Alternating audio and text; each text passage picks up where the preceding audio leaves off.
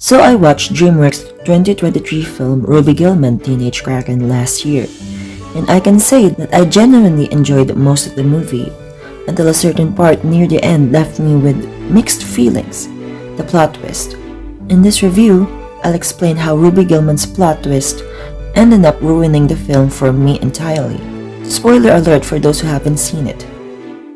To summarize, Ruby Gillman Teenage Kraken is a literal fish-out-of-water story about the titular character Ruby Gillman, a teenage Kraken girl living in the human world with her family. They are doing their best to fit in with humans and live a normal life. Ruby goes through typical teenage struggles like awkwardness and self-doubt. Her three friends convince her to ask her crush Connor to the prom, but things go wrong when she accidentally pushes him into the water. Unbeknownst to her, the water triggers her transformation into a sea kraken, and she ends up saving his life. The next day, a girl named Chelsea takes credit for the rescue and becomes popular at school. Later in the film, with the help of her Uncle Brill, Ruby discovers that a woman in her family can transform into giant krakens, and that her grandmother is the queen of the seven seas. She also learns that the most dangerous creatures in the ocean are the mermaids. Ruby's mother, Agatha, once defeated an evil mermaid named Nerissa, who used the trident of Oceanus to conquer the seas. When Ruby is attacked by a vengeful sea captain who lost his legs because of the krakens, Chelsea saves her, revealing that she is a mermaid.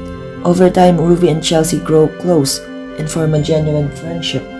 Chelsea later convinces Ruby to retrieve the trident from the Well of Seas, claiming it will bring peace between krakens and mermaids. Ruby agrees and successfully obtains it. But this is the point where the movie completely fell apart for me. Ruby's mom, Agatha, confronts Grandmama and reveals that Nerissa never had a daughter, and I was just like, what? From that moment on, I couldn't shake my disappointment throughout the final act. Sure, the battle between Ruby and Nerissa was visually stunning, but I couldn't stop thinking about how much more impactful it would have been if Chelsea were actually Nerissa's daughter. It would have been far more emotional if Chelsea had been shaped by her mother's desire for revenge. I also think it would have worked better if Agatha had truly killed Nerissa for abusing her power, giving Chelsea a genuine reason to seek revenge. Agatha could ask Chelsea for forgiveness, only for Chelsea to refuse, nearly killing her until Ruby intervenes. During the final battle, Ruby could explain how she admired and envied Chelsea, but that she was most herself when she was with her. Chelsea in turn would realize that Ruby was the only true friend she ever had, leading her to give up and finally bring peace between mermaids and krakens. Yes, I know it sounds cliche, but honestly, it would have been far better than what we got. It would have added emotional depth and truly tugged at the audience's heartstrings. A writer should choose a plot that strengthens the story's themes instead of sacrificing them for cheap shock value. Sometimes it's okay for a movie to not have a plot twist, especially if that twist collapses the entire story like a Jenga tower pulled apart by one wrong move. I also don't want to take full credit for this idea.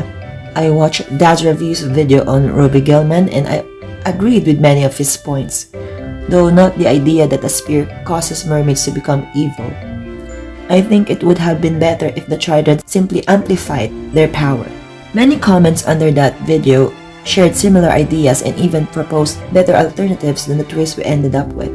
I can speculate that DreamWorks chose this direction because the generational trauma theme has already been explored in recent animated films like Encanto and especially Turning Red, which also focuses on girls navigating adolescence while repressing transformative abilities. However, this change ultimately hurt the film and undermined the strong setup it had built. That was all for my review.